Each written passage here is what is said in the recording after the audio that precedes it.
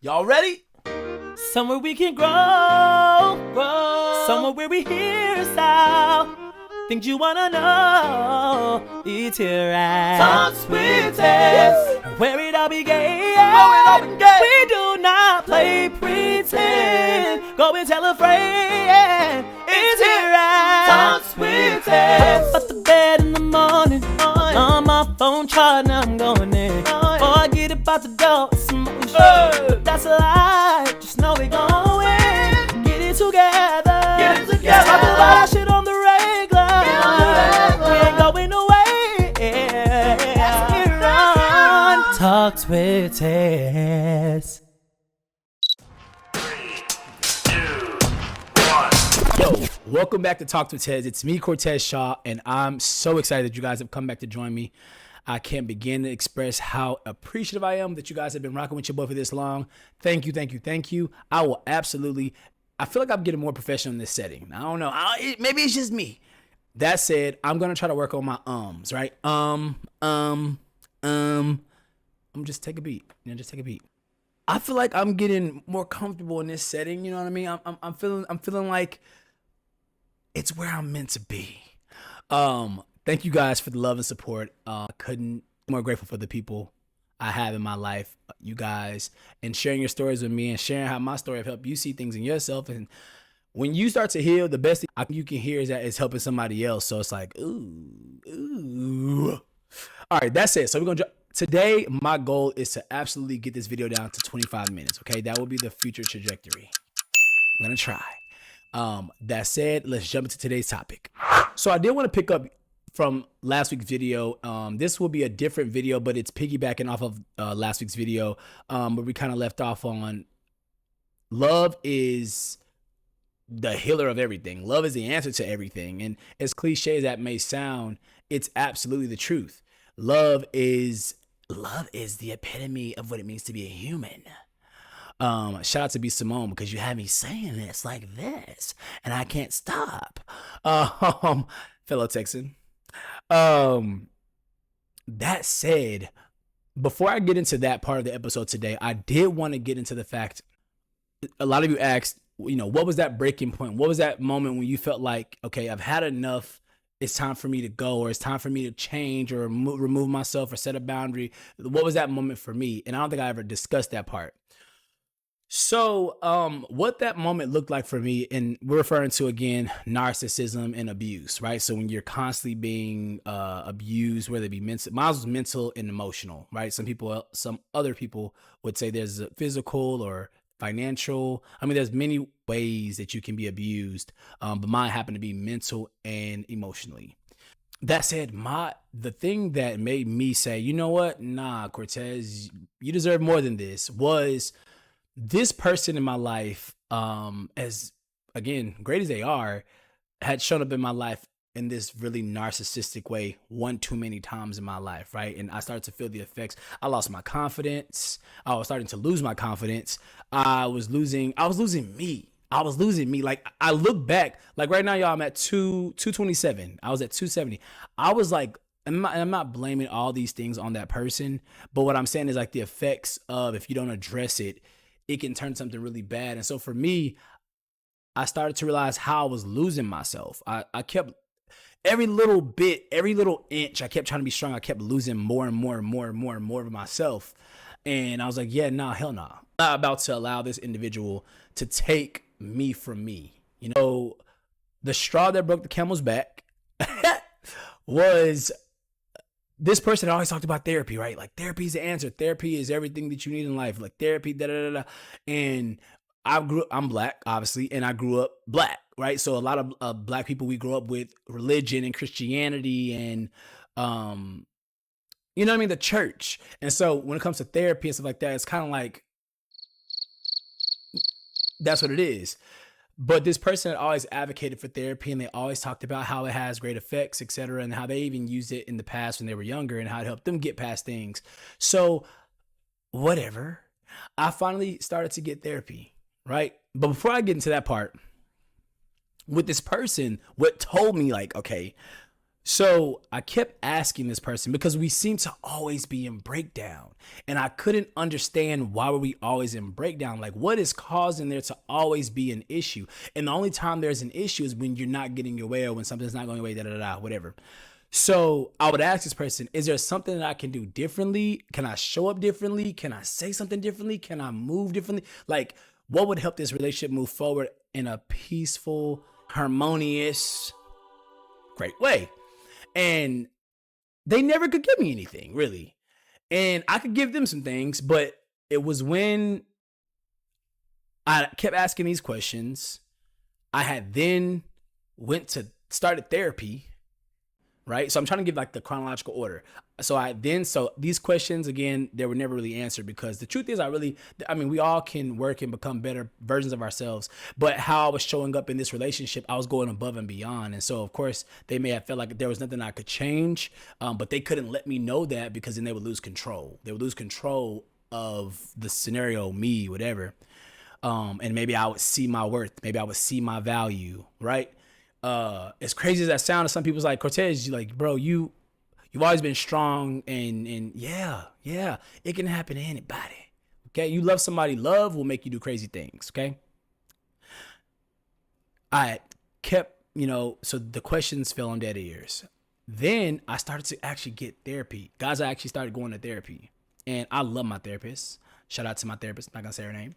I started getting therapy because I needed something to help me get out of this fog, this oh my God, this bad space that I was in. And I wanted to know how I can start effectively using different tools to kind of like navigate through life. And so I started to see the progress in therapy. I started to see like how I was showing up in certain ways, and not necessarily with this person, but just in general what I was allowing. Start getting some healthy tools, right? So I was like, let me ask this person if we can get therapy. Like, let's get therapy. I want to get therapy. If we get therapy, this is gonna solve everything. Like this is gonna solve everything. And I literally shot it to him like, hey, I don't remember verbatim what I said, but it's in text. But I would love for us to get therapy so that we can work on the things that are affecting our relationship and XYZ, right? This person read the message and left it on red, right? Day or two went by. They text back to like, hey, how you doing? Hey, what you got going on? The same thing they always do, right? It's always something like they always started with something super positive, like, hey, how you doing? How's it starts off that way, but it's gonna absolutely get back to how things were. So I was like, dang, like they completely ignored me when it came to like me asking them to get therapy. And they've always advocated for therapy, right? So then I felt like, okay, so were you gaslighting me when you were saying get therapy? Because now I'm in a space, and let me be clear. I started getting therapy, and I'm at a space in my life where I can afford to pay for therapy, not just for myself, but for others as well. And so I let them know that I would pay for this out of pocket. There would be no expense to them. And we could choose our therapist. We could choose the resource, someone we both don't know. I think that was very important, is that we get somebody that doesn't know either one of us, so that we can have an unbiased opinion as to how we should navigate and start to heal this relationship. I thought it was very important. And so again, I explained all these things to them, and yeah, they didn't want to hear it, right? They didn't want to hear it because then they would have to actually understand that they may be the problem, or that, they may have to face their truth. And I get it, may be fear involved, whatever. None of my problem. But that happened. And then, so again, we have asking of therapy. We have therapy finally happens. Then we have a moment where this person is like typical them. They're lashing out. They're trying to berate me or belittle me. And they say, well, maybe tell your therapist this, right? So now you use a healthy tactic that I'm actually, not tactic, but a healthy method that I'm using in my life to like try to make me feel bad about getting therapy, right? You'll tell your therapist this, so then maybe they can give you an answer for that, right? I was like, what the fuck? That happened.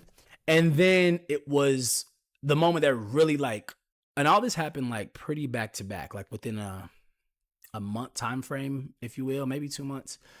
Then the day came where I was going to therapy. I was doing all the things I need to do. I was making sure I show up in a certain way, and I still couldn't do it right. I still wasn't doing enough. It was still just never enough, even though I'm doing everything, right? Y'all know the story. And I just have a heart to heart with this person. And I tell them the story that I know their story, right? I know what they went through. And I felt bad for them. And I expressed to them that I'm sorry you had to experience what you went through. No one should have had to experience that. No one. And I'm having an emotional moment where I'm trying to talk to them about their story, advocate for them, or relate with them in a genuine, very, very genuine way. I always have been very, very genuine. And I start to become emotional. And I'm like, because I'm crying for them, like, damn, like, you really went through all this. Like, I get it. I get why you are the way you are. Like, I get it, but I'm letting you know, like, you don't have to be that way with me. You know what I mean? And so I get down to all these things and I start telling them, okay, well then this is how this shows up. Because you went through that, it's showing up like this with me, right? I'm feeling the effects. I'm and I'm in tears. Y'all, I cried when I was 18. Okay. I'll get into that some point later in my life. It's about my dad. I cried when I was 21 on American Idol when I made to Hollywood Week. I think it was 2021. And then I cried again. I don't cry.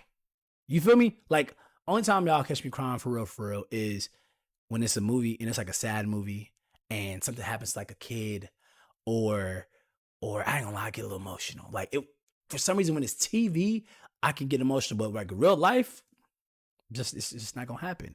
And I don't know why, but this person's never seen me really. I mean, they see me cry, right? They've been there my whole life. But as far as like me crying, it's not something that I do. So I'm telling this person this and I'm expressing these things to them and I start to become emotional, right? Part of me being emotional because I'm expressing what they went through, but the other part is how it's been affecting me. And I'm at my mental breaking point and I'm actually crying. And they respond back, y'all, in text message. And I sent voice notes. They respond back in text message. Those are crocodile tears. You deserve an Oscar. You deserve an Oscar. Those are crocodile tears. I said, what? Come again, said, what? What was it? In the moment, I'm making it funny now. In the moment, it felt like someone took an arrow and just said, bow, and just shot me dead in my heart. Like, I felt defeated. I felt like, oh, baby, this is the end. This is it. It's a wrap. And that sent me into a whole emotional spiral, But that was the straw that broke the camel's back. It was like all these years of dealing with these episodes and, you know what I mean? And these moments from this person. And then when I finally like tell you, you fight me tooth and nail about it. And then you tell me it's crocodile tears and that I deserve an Oscar. Oh, don't worry, because the Oscar, and let me say this, because I'm not mad. I'm not mad. I understand this person. This is just him operating in being unhealed. It's how do you connect to your emotions when you've disconnected from them for so long? How do you receive something that someone's trying to tell you in a vulnerable moment when you've made it your life's mission to not ever really, it's not about the emotions, right? And when you live like that, then you're not going to have no emotions. Let me say this, move it on. So who you are when you're surviving and who you are when you're living are two different people. And the best scenario I can give this is, think about a person swimming in water, right? And the person who can't swim. And so you're in water and you realize, oh shit, I'm in a lake or I'm in a pond or something and it's deep and I can't swim. You're going to start flailing around and moving around and losing your stuff, right? Because you're trying to survive. You're trying to keep your head afloat above water, right? What you don't realize is every time you move your hand, it's a child or something or someone sitting next to you and you bop. What can you say? Wah. You know what I'm saying? Every time you frail or you panic, you're hurting somebody else. And that's what it means when you're surviving, right? You're not necessarily aware of how your actions, because you are only trying to stay afloat. So you never knock somebody because they're trying to survive. But at some point you got to start to live. Because you're living, you'll ask for help. Hey, can someone help me? or whatever, right? Or let's just say you're not drowning. You can simply see the people that are around you. Because if you're living, right, you probably know how to swim. Using the same example, you probably know how to swim because you are self-aware, or you've learned these things, or you're always in a space of proactively learning and growing, etc. And wanting to live. You can see around you, so you're not gonna be frailing around. You're not gonna be unintentionally popping somebody, and you. It's just not gonna happen. And that's the difference between surviving and living. And so I said all the time, it's a lot of us who got to be in survival mode for a lot, our lives, unfortunately, especially today. But there does come a time in your life where you got to start to live. You got to live, and you got to take yourself whatever, and in order to live, you have to heal. You have to heal the things that once broke you, because if you allow them to continue to, write your story, that's going to be your story. It's going to be your story. All right. So love. How does love help heal everything? I say this way. Think about the moment you experience something super bad in your life, right? Either the way someone treated you, maybe something that happened at school or at work or wherever. What was probably missing in that moment? It was love. It was love. It was someone not having compassion. It's a little hot in here, y'all. Someone not having compassion for you or your situation. Someone not trying to see something from your perspective. Maybe someone not holding your hand through it, or someone just simply lacking love in that moment because it's based on principle, or it's based on this, or whatever story they may have told themselves, right? To okay their behavior. Our innate natural instinct is to care for something. And I'm gonna say something else that might ruffle some feathers, but I love spirituality. When it comes to, I was raised Christian. I do believe in God and absolutely everything, but I think sometimes religion play a part in how we love each other, right? So just think about it. If you're we'll use sexuality, right? You see a child who is on the side of the road and blah, blah, blah, blah, blah, right? You fill in the blanks. Or you're at a supermarket, wherever you are, and you see this child, and this child doesn't have whatever, right? Their parents not around, they seem to be alone, whatever. Your natural instinct is to care for this child. Whereas, let's use sexuality. So when a child comes out to their parent about being gay, straight, whatever, well, you don't come out being straight, but gay, bisexual, instead of just using our natural instincts and be like, you know what, I love you, da-da-da. And there's a lot of parents who do that. And this person in my life, they did do that. But as it relates to love, some people have to go to this book. Let me go to this book first. What does this book say? Okay, I can't love you, or no, because this book says, right? You are telling yourself how you should love somebody based on your interpretation of this book. And so that'll be another episode for another day, but just keep that on your minds. All right, let me say this. So people love you up until whatever they're afraid of. So your parent or your friend or your family, whatever, they may not be able to love you because of their fear. So case in point, let's say you've had partners you grew up with your whole life, and then you come out as bisexual, right? You ain't never had a thing for them, right? But because they fear what others may think of them if they still cool with you, they can't love you no more. They can't rock with you no more, right? So they love you up until their fear point. Case in point, you have a parent who has never learned how to truly be accountable for their own actions.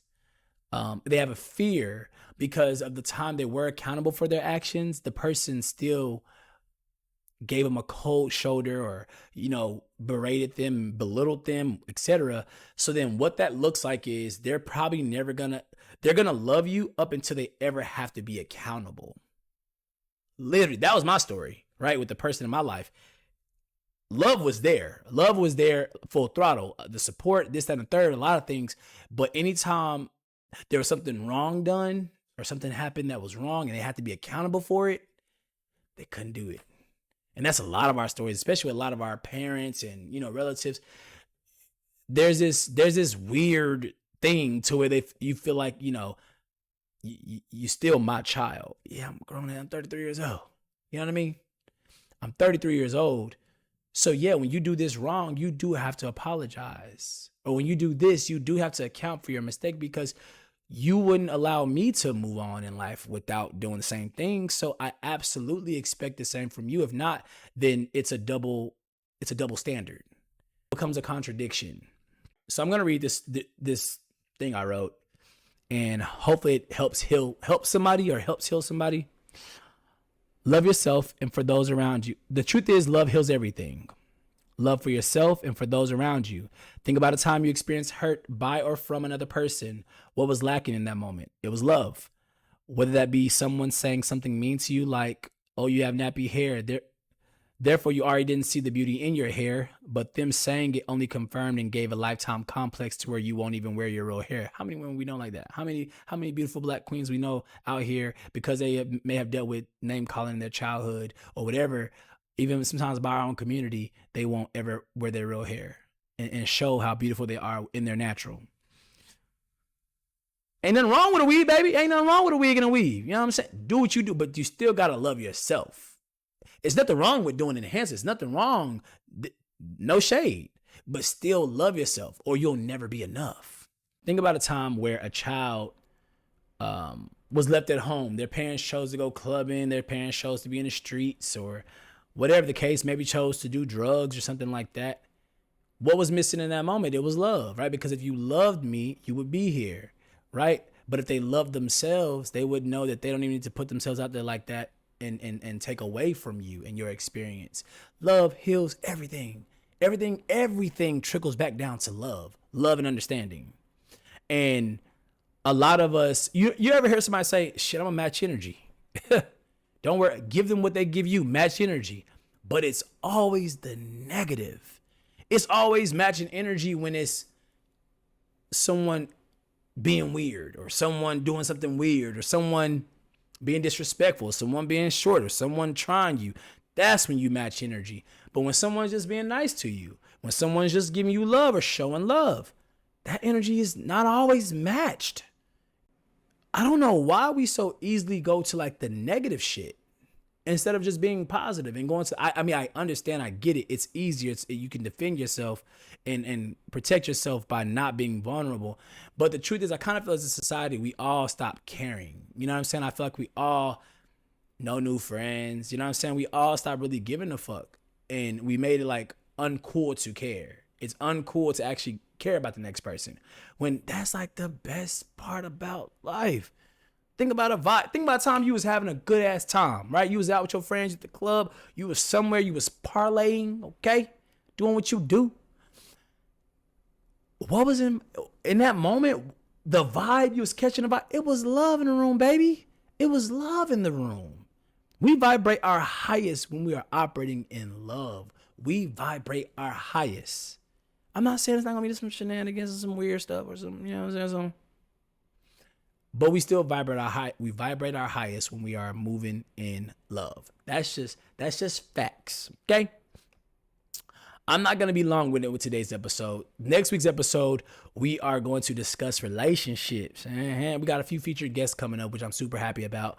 But I want you guys to continue to DM me, but I'm gonna also pose a question. What is it that you want to help in your love life? And, you know, what do you feel like is missing? Do you even have a love life? You know what I'm saying? What do you feel like you out there shooting your shot, shooting blanks maybe? Or you feel like everybody you meet may be on some BS maybe? What's your story? What is your story? And we're going to get into that. There's also a giveaway, a $150 giveaway, and we're going to do it on our sixth visual episode. So that's 3 episodes away. So 3 weeks away, we're going to do a $150 giveaway. You have to follow all pages as well as interact on all platforms and just say giveaway. That's all. That's the only interaction that says just giveaway. Now, a part of this story, I do want to help somebody. I'm going to do a future giveaway. I do want to help like a single mother out. I know that you guys have it hard because you are trying to be strong, even though the cards are kind of stacked against you. You got society looks at you one way, your people look at you one way, And I know it's a more accepting culture nowadays, but it's still hard out there for y'all. And a lot of times, a lot of single mothers, you guys are doing the best you can. Appreciate you. So I want to make sure that you feel loved and you feel appreciated. So I want to give away some money to you guys as well. But we'll get more information on that one next episode. Thank you guys for rocking with me and coming to Talks with Tez. It's been crazy. Truly appreciate you guys from the bottom of my heart. I want to say today we cut this episode down all the way. Again, relationship advice next episode. So send me that crazy, man, I don't understand what's going on. You know what I mean? Send me what's going on in your life because I really feel like I can help. I don't know. I've been in my relationship for a little minute. You know what I'm saying? I don't know. I might know a little something. Just a little something. Because I was toxic. I was a little toxic. They were too. You know what I'm saying? But no judgment. No judgment. Tell me what's going on, and I want to help provide a solution. If I know someone, if I don't know anything about it, I'm like, you know what? Hands up. I don't know. But if I have anything positive to say about it, I would love to help and help somebody else. So I love y'all. Stay blessed. Peace. Today's episode was sponsored by a company based here in Atlanta called Baked Angels. Our mission is to create unique flavor experiences with each bite bringing us closer to community conversation using fresh baked goods. Listen guys, they specialize in things like New York style stuffed cookies, cake jars, layered cakes and pound cakes, cream puffs and eclairs, sweet rolls, gummies, infused cookies, creative culinary creations, soul food, you name it. Y'all, whatever it is you're craving, whether it be a dessert or something fucking savory, go there now. Baked Angels on Instagram. You will not regret it. Trust me. Talks with Tez.